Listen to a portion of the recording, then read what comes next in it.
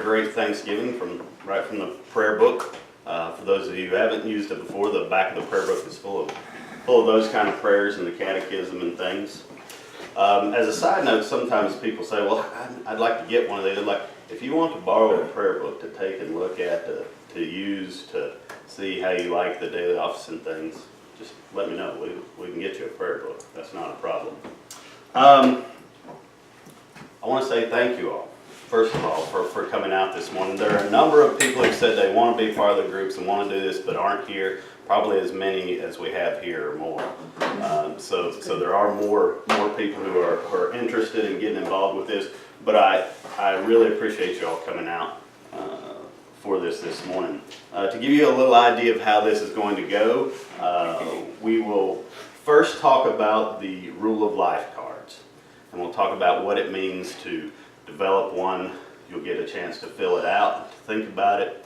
And after we do that, that'll take a little while. Then we'll break apart into groups, and might just do the tables you're at or whatever. We'll figure that out. But we'll break out into groups, and I've got the kind of the outline of how a meeting will go, and we'll walk through that, and you all will do a little mock meeting, and then we'll have a light lunch for anyone who's interested. So that's the agenda this morning.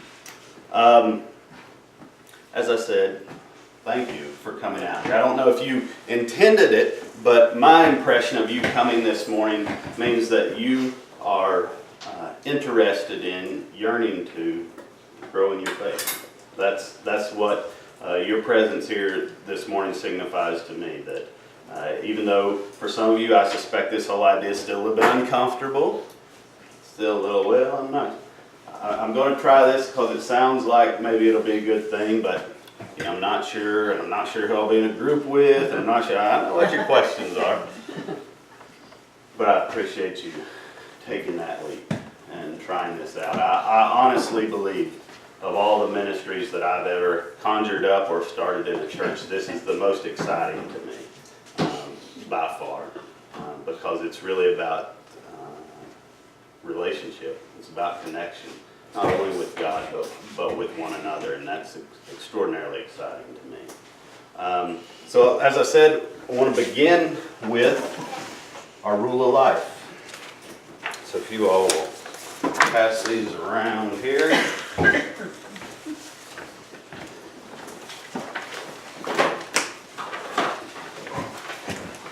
I got some pens over here if anybody would like one.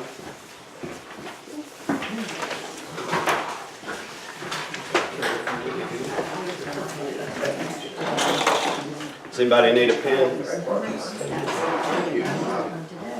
Anybody else need a pen? Pen? Everybody prepared? Thanks, man.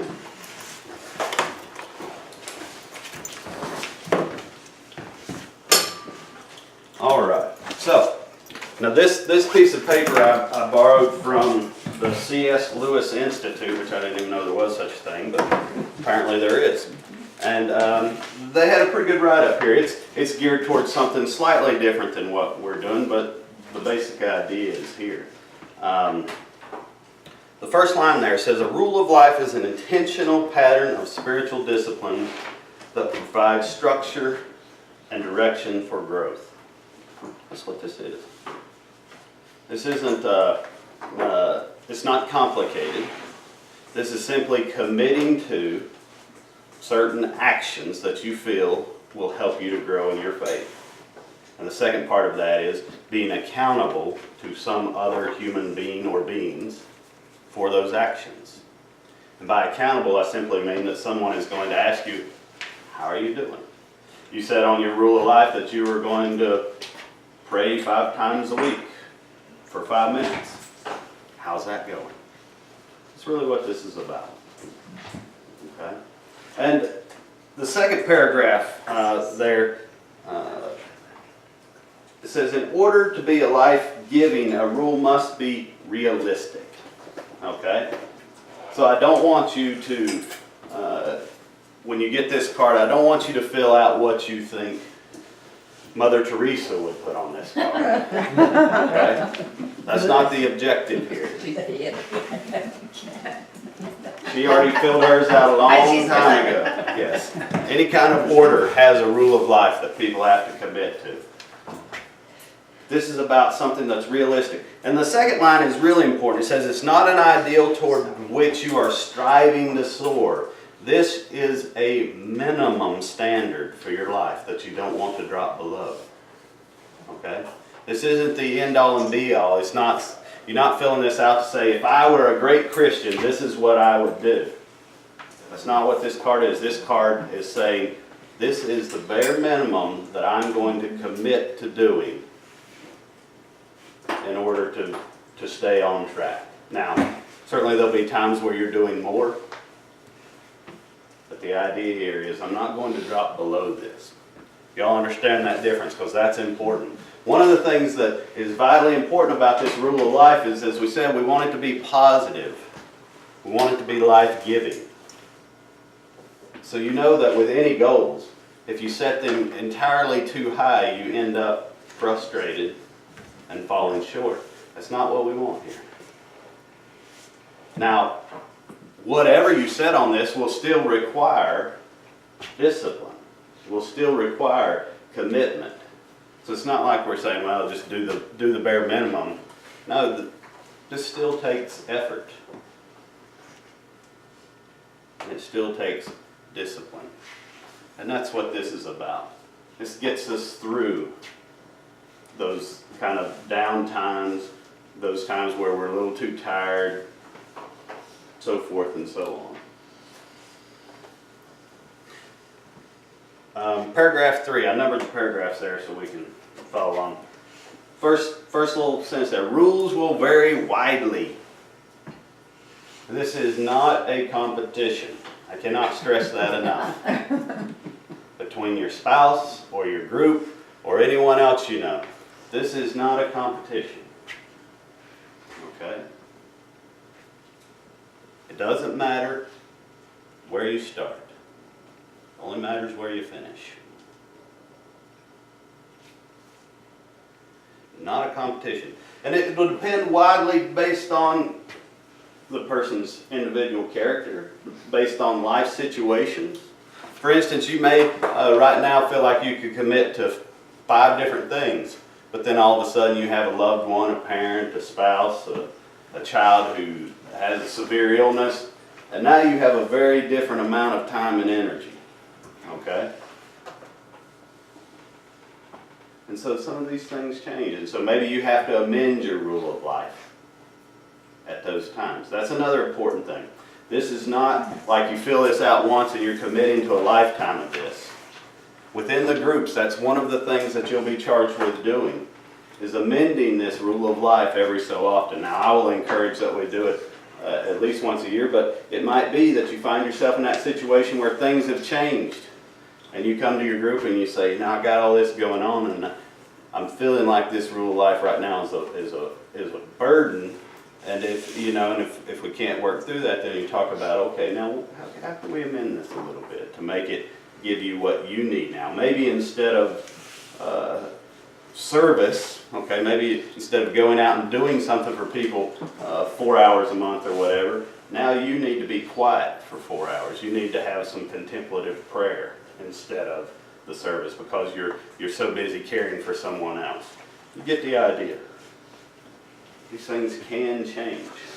The point is that we're committing to some spiritual practices. It's not that what you commit to today you have to do for the rest of your life. Now, as a side note, backing up a little, the reason that I'm starting out with this rule of life card, the reason that I'm spending so much time with it, is because this is going to be one of the centerpieces of this group. Every week, when you get together, you're going to check in with one another. How you doing, Nancy? How have things been going? Nancy's going to tell how her life in general has been, how her spiritual life has been, and then the question is going to be asked every single time, how are you doing on your rule of life? This is going to be one of those things that is a means for, a cause for discussion every time you meet. And so it's important that we have an understanding of what these are all about.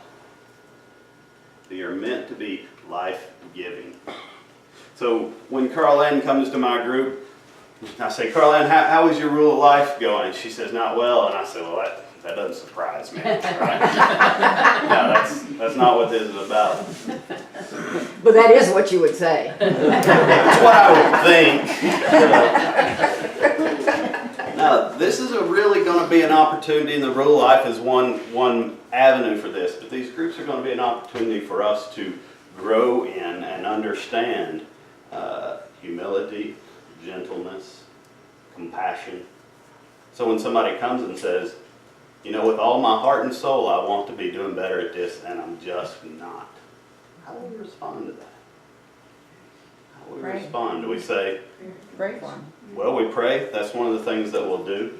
But also in our heart of hearts, I want us to grow into response. Because for many of us, at many times, our response to these kind of things in the world around us is perhaps yours isn't, but my experience of myself and of many others is, well, that doesn't surprise me. You're doing this and that and the other. And, you know, we're real quick to pick out all the reasons why they're struggling with X, Y. This group is about having the compassion to say, you know, I'm really sorry you're struggling. I recognize that struggle in me, maybe not the exact same thing, but the way it plays out in other places. And this is going to be an opportunity for some real compassion with one another. And so this rule of life part is no different. I would bet all the money in my wallet that every one of you here at some point is going to have to come back to your group and say, I didn't do too well with my rule of life this time. Anybody, it's like $1,000 if anybody wants to take that. No one? I got $2 in my wallet. This is a chance for you to. And it's $2 she doesn't know I have. So. It's $2 you stole from her wallet? Yeah, that's too much for missing. Yeah. Good morning, Berlin. Good morning. We have coffee and donuts if you're interested in either. You hand that back to her there. Here you go. Can I Give her a ask a pen. question? Yes, certainly. So do you see this rule of life as being something we currently aren't doing? No, it can be both. Okay. I would certainly encourage you, if you have a practice, say, of daily prayer, where you know that every day already you spend 10 minutes in prayer, if that's something that you feel is life-giving to your faith, put that down. Maybe you say, I'm doing 10 minutes a day every day now, but twice a week I want to do 20 minutes. I mean, you can be that specific with it. So yeah, certainly doing the things that you're doing now, if that's something that you want to commit to. And it may be new things. It may be that with this rule of life, you just put down the things you're doing now. Maybe you say, I'm not ready right now to add anything. That's perfectly fine. Again, this is a minimum standard. Okay? This is a standard we don't want to drop below. Okay. And certainly in the group, I would envision in the group, you all adding things. So you have your rule of life, and you talk to your group. You know, you say, I'm having an issue with this. You know, not about your rule of life, but I'm struggling with anger. You know, I find myself getting angry really easily at a lot of different people, and it's coming out in the wrong ways or whatever. I think the group might give you a task for the month to say, okay, for this month we want you to, or if you're comfortable trying to, when you find yourself angry, write down why and how you feel. Just do that practice, and you can come back and share that with her or whatever. That might be for lack of a better term, a rule of life for that month, or for that 2 weeks, or for that whatever. So I can see the group and individuals adding to this to address certain things that are going on in our lives. But it doesn't necessarily have to be a long-term piece of your rule of life card. Okay. Let's see. One of the things to recognize in doing this rule of life for ourselves and in doing it for others is that we all have very different gifts. All right? There are those of you here who have the gift of prayer, right? you find that very easy to take that time to sit down, to pray, to be in communion with God in that way. You were born with that. There are others like myself who find that to be a constant struggle. I am not born with that gift. I'm not born with the gift to sit down and talk to anyone freely. That's not how I'm built. And so that part of my faith is always a struggle. I don't say that it always will be. God can change me, certainly. But it's a struggle. And so the recognition of that is important when we're dealing with our own cards, realizing that we don't have every gift under the sun. And when dealing with others in theirs, realizing that the gifts that we hold dear are not necessarily the gifts that they do. That's one of the things that as Christians, as believers, we often project. If we're really good at prayer, it's not surprisingly we find that prayer is one of the things we think is vitally important to everyone's spiritual life, right? We do that. If you're a good teacher or really good at studying, learning, sharing the Word, tend to think that that's the most important thing. We all have a way of convincing ourselves that those things that we're good at are the most important things. But there's a whole host of gifts. And each group's going to have some of those gifts. So it's important to recognize that in yourself and to allow that in others. All right. Paragraph 4. The rule which you write should include 3 things. The first of that is a self-assessment. Okay? Self-assessment. That's such an important piece of this rule of life. I think it's an important piece of any group. I would argue it's an important piece of any endeavor in which you intend to grow. You have to be honest about yourself. And honesty means both the good and the bad. This isn't meant to be just tear yourself down time. Okay? An honest assessment of yourself is a reflecting on, what am I really good at? What do I need to work on? And so this self-assessment is a part of this. Being able to identify those things in you where you need work. Now that list below there, in the middle of the paragraph, it says, it might be helpful to evaluate yourself in relation to the 7 deadly sins and their opposites, okay? So this is the good and the bad. Sloth, envy, greed, pride, anger, lust, and gluttony. And then you have the opposite there. So envy, for instance. I'll only speak to myself here because I told you a minute ago, prayer is something I struggle with. Envy is something I do not struggle with. Okay? Now that's not to say that it's not present. Okay, I look at this list and I can give you multiple examples of how all of these, how I fall short in all of these.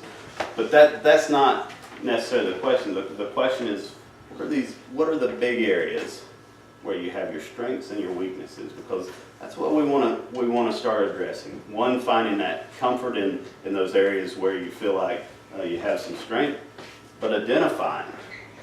Maybe anger is a major issue for you.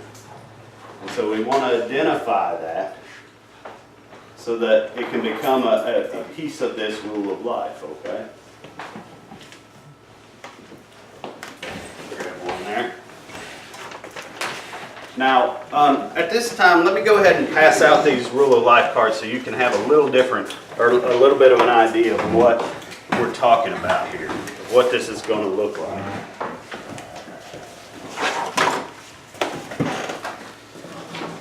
And I don't want you to fill these out or anything, just take a look at them.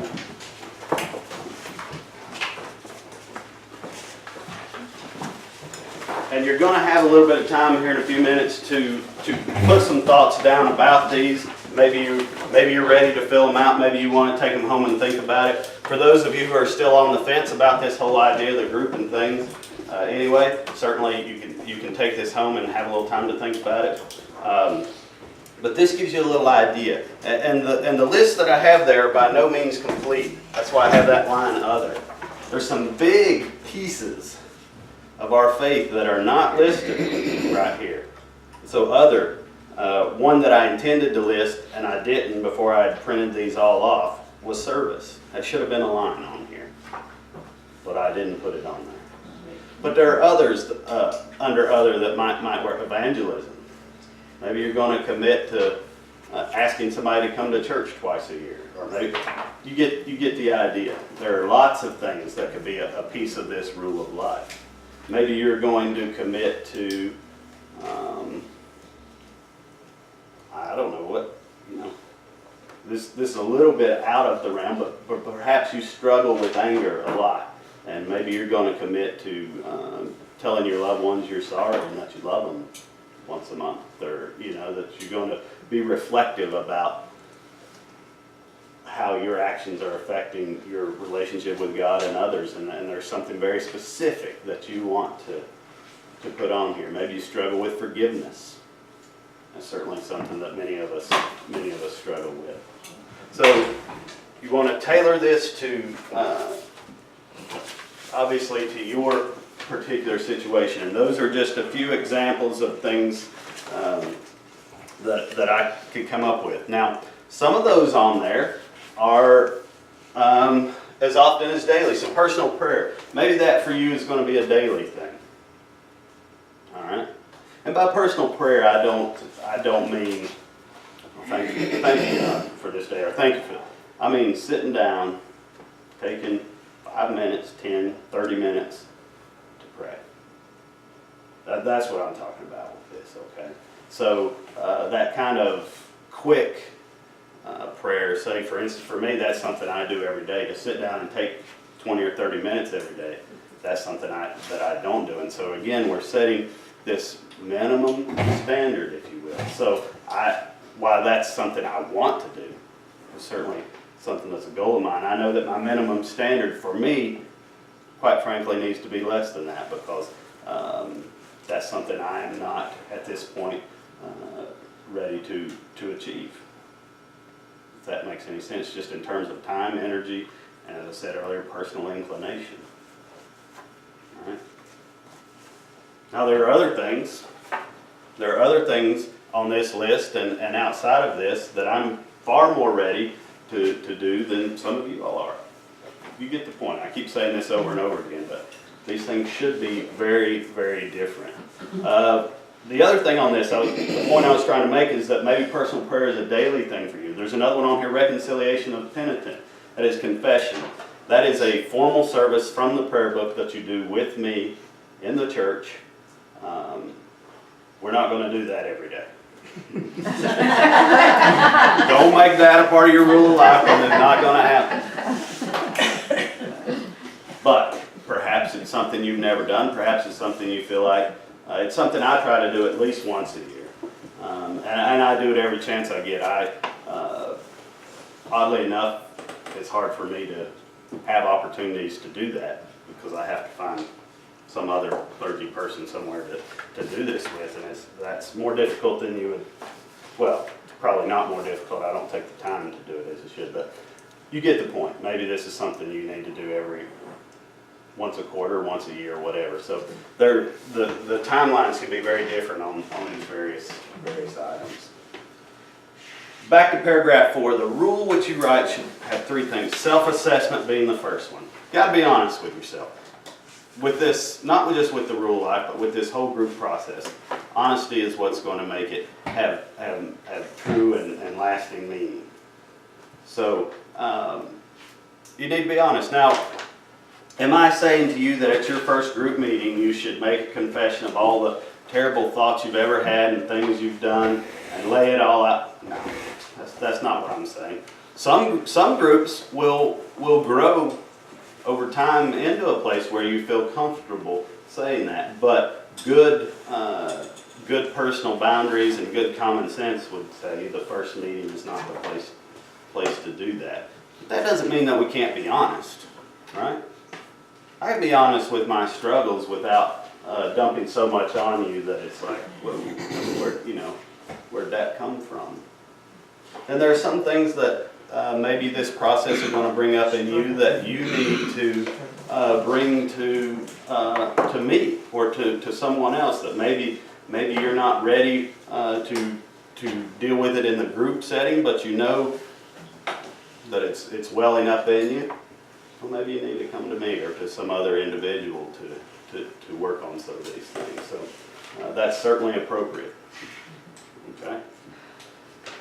So you have the list of 7 deadly sins, and that's just a starting point. It's not like you have to identify yourself clearly with those, but I suspect that if most of us look down that list, there are some things on each side of that column that we can clearly identify with ourselves, whether it's pride, love, whatever the case might be.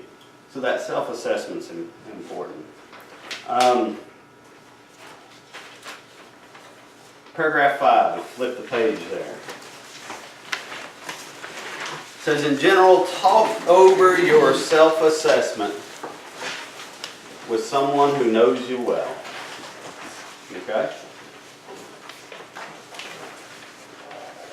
If you have someone that you are comfortable with, and this might be something that at some point you do with your group, maybe as a reflective time down the road, but for right now, even with your rule of life, if you have someone that you're comfortable with, bounce this off of them. This is where I feel like I am. This is where I feel like I need to grow, to work. Does this sound at all correct to you? Most of the time, I think you'll find that your observations of yourself in this regard, if you're being somewhat honest and not trying to be protective of yourself or any of that, I think you'll find that you're going to be pretty accurate. Pretty accurate. And perhaps the things that you deep down feel you really are struggling with are unbeknownst to even your spouse or those people closest to you. So maybe you want to reflect on this with them, maybe you don't, but that is certainly an option. Okay? That's certainly an option. Paragraph 6, the second part of this is to describe the ways in which you will practice specific disciplines. So that is the part of the timeline part there. But say, again, we'll go back to personal prayer. You could say, very specifically, I want to do this for 10 minutes, 5 times a week. That's a very specific goal. It's measurable. Okay? All too often, I think, with our spiritual lives, we tend to not want to have measurable goals. Churches struggle with this, individuals, we think, well, this is something bigger than that, and it is. But again, we're setting a minimum standard here. We're saying, I want to create a rhythm to my life, and this praying 4 times a week for 10 minutes, I think, is kind of the minimum place that I need to start. Now, there will be weeks where that will be hard. There will be weeks where you'll zoom past those 10 minutes and not even notice. That's the point of making this commitment, is to keep that discipline up. If you go back through history and read the kind of the autobiographies and things, if you will, of the saints, of people like Martin Luther, of all these others, one of the common things that you will hear over and over and over again is disciplined persistence. They all talk about these periods in their life where they were in a drought, where it didn't feel like the Spirit was moving in them, where they felt apart from God. But one of the common themes of these people who persevere is that endurance, that discipline of doing it, even when it didn't feel like it was productive. They look back and say, that time really prepared me for growth. It got me ready to receive this gift or that gift. It got me in the right frame of mind to be open to and aware of what God was offering to me. I don't know about you all, but for me, certainly, I find that those droughts, those times where you struggle with your faith, are in many ways the times when I realize the most deeply how much I need God, how much I miss God, how much I'm fallen. You know, it's the times when I recognize the most what that relationship is. And this discipline, instead of just ignoring it, makes you work through that. So we want to be specific about how these practices will be. Like I said, for reconciliation of the penitent, that may be once a year. And that's fine. That's fine. Prayer might be a little more often than once a year. Twice. Twice. Yeah, it could be quarterly. Wes, are you going to talk about each of those, about what you mean by them? I can, yeah. Yeah, when we finish this up, I can go through the ones that are there, certainly. Certainly. Now, paragraph 7 says, making choices about specific disciplines requires prayer and wisdom. As you decide on specific practices, considering the following questions. What disciplines and specific practices are you attracted to and why? That goes back to that natural inclination we talked about. If you are naturally inclined towards prayer, that's a wonderful thing. And prayer should be a part of your rule of life, but don't raise that up above all other practices and disciplines as being the only one that matters simply because you happen to be good at it. That one happens to come naturally to you. That's what we as humans all too often do. Okay? Number 2, where do you sense that God is calling you to stretch and grow? Where do you want to change? That's an important question, the way they're asking that. Where do you want to change? That's what this is about. Where do you want to change? Not where should you change, where ought you to change, where is sin tearing apart your life and those around you? Certainly all those questions are valid, but this question is, where do you want to change? It's important. And number 3, what kind of balance do you need in your life? And balance simply means if you're someone who loves to, I'll take Carl for instance, perfect example. Somebody who loves to read, study, to learn about faith, read about scripture, about church history, about all these things. Obviously that's a wonderful thing. But again, where does he need balance? You know, what do we need to offset those natural inclinations with? All right? If I spend 8 hours a day reading my Bible and studying things, but I never pray, and I never serve anyone, and I never come to church, or then is that balance? Is that enough? And the answer is probably no. So balance. Balance is important. Recognizing the validity and importance of all aspects of our faith.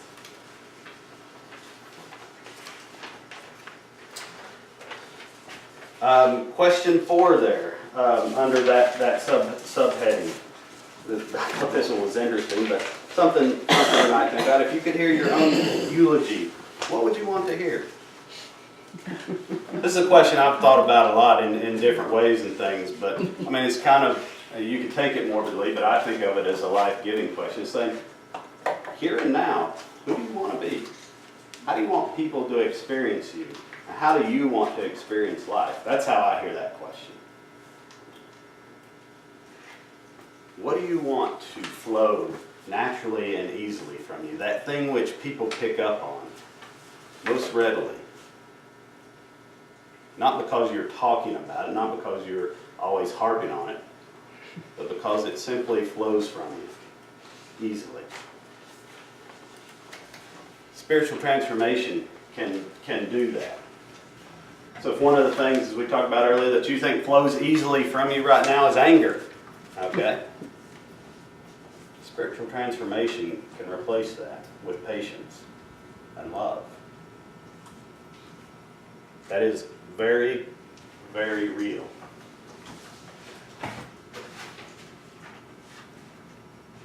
As a side note, I want to say that if you struggle to believe that statement that I just made, then that's one of the places that we need to start. Maybe that's a place for you to incorporate in a part of this. We need to believe. We ought to believe. And I don't make a lot of statements where I say you have to think like I think. We ought to believe as Christians that God can transform us. We ought to believe that. If we don't believe that, then there is so much. There is so much of what God has to offer us that is out of our realm, that's out of our consideration, our recognition, that we've even said, no thank you, God. God can transform us. And that's not a foreign concept to us. We know that love can and has transformed each of you. I know your all stories enough to know that you've experienced love or the lack thereof that has lifted you up or torn you down. Love can be transformative. God is love in the purest and fullest sense of the word. God can transform us.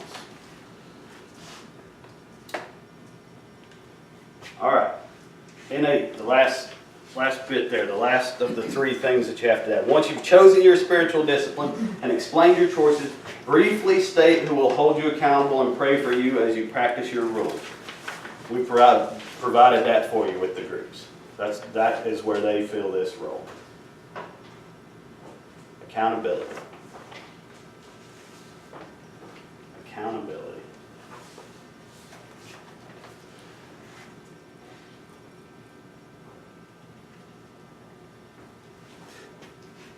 Now, on top of your rule of life card here, you may find it helpful to write out on a piece of paper or maybe on the back of this card some of your thoughts. Some of your concerns. So you may want to write out on the back of your card, I really want to address my issues with anger. Okay? And the front of the card represents some of the ways that you might want to do that. Okay? But it could be, your rule of life could be expanded slightly from this. You might say, I really want to work on forgiving, or I want to heal specific broken relationships. Okay? So you can make some commitments that, and I know I'm going against what I said here, that are somewhat more ambiguous. In other words, they're a little bit harder to gauge. So if I say I want to forgive others, I want to work on that. Well, you can gauge that, but it's not a concrete way. The front side is about concrete ways that you're going to move into that process. Okay? Marta had asked about going through through this list, so I'll do that now on your cards here.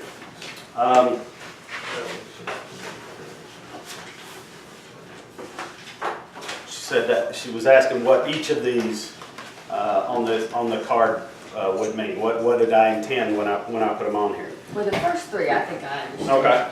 Yeah, personal prayer, pretty straightforward. Your prayer time, and but again, like I said, this isn't the quick prayers that perhaps we say throughout the day. This is a committed time of sitting down somewhere quiet and comfortable and saying, okay, God, I'm ready to listen. Remember, prayer is communication with God, and half of communication is listening. And since God already knows our thoughts and our hearts and our minds, perhaps in this relationship a little more than 50% should be listening. That's the point. Being ready and willing and available. Holy Communion, that could be something that you commit to. And obviously in the Episcopal Church, that means coming to church. But maybe I don't know maybe you're going to commit to doing it once a week. Maybe you're going to commit to doing it 50 times a year. Maybe you're going, but many of the liturgical church kind of rule of life things I've seen out there, which many of them are through, as I said, cloistered orders and things like that. I've not come across a version of the church doing it. But Wes, this is, yes. can I say something Certainly. about that, please? And it's a confession. Sometimes I'll go to the communion table and I will take the bread and drink the wine, but haven't mentally processed that. So that can be, you know, a part of that. Certainly. You call these AD groups. Mhm. When I think of AD, I think of attention deficit. Yes. It's in my family, That's mine too. and Yes, I definitely can relate to that. and that's my goal. Yeah, I can certainly relate to that. You know, being up front, I've told you all many times before that I'm always incredibly nervous Sunday mornings. I get sick, got sick this morning before this deal. But I struggle to not go through the motions because I'm thinking about other things and doing. So I can certainly relate to that. Can certainly relate to that. To be honest, that's one of the gifts of that Wednesday service that we do for me. It's a little lower key and a little bit slower, and I have a little more time to do that. But yeah, certainly communion for you might not be the number of times, but it might be preparing yourself to receive it fully and completely, to get the grace that's intended in that. Yeah, that's a great point. Thank you. Bible reading and study. Maybe that's coming to the study here. Maybe that's taking that on at home yourself to say, okay, I'm going to engage with the book of Acts and I'm going to get some other resources and I'm going to, you know, put some effort into working through this. But that, again, that's something that you have to figure out how it's going to work for you in your life. But this is one of the pieces that's vitally important. Okay? So again, it's a good example. Maybe prayer comes very naturally for you. Bible study doesn't. Well, this is an opportunity for you to say, well, you know, that is a place where I've always felt this kind of yearning, this hole, this place where I could do a little more. And it might be as simple as 15 minutes a week. Minimum standard here. You know, don't go from, well, I've never studied to I'm going to do this for an hour a day. That's probably not realistic. Bye. Thank you all. Sorry to take off. That's all right. The dentist chair awaits. That's good. That's good. You're pulled away. Our condolences. All right. Reconciliation of the penitent, we talked about a little bit. That is the formal confession of the church, and that is in the prayer book, and we could look at that if you have any question about what that is. But it's basically a formalized way of saying, you know, I need to unload this in a very specific manner. You know, I've had anything from, and I'm not going to get into any real specifics, and none of this would have been here certainly, but in other places, you know, it could be as simple as, you know, I just know that I'm not forgiving others the way that I want to, and that's a real burden in my life. It can be that all the way up to cheating on my spouse. I murdered someone. I mean, that, you know, confession can get pretty weighty.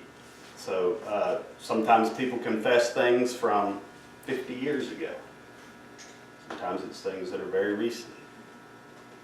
But it's those things that you know are weighing you down, that you know are just back there as clawing away at your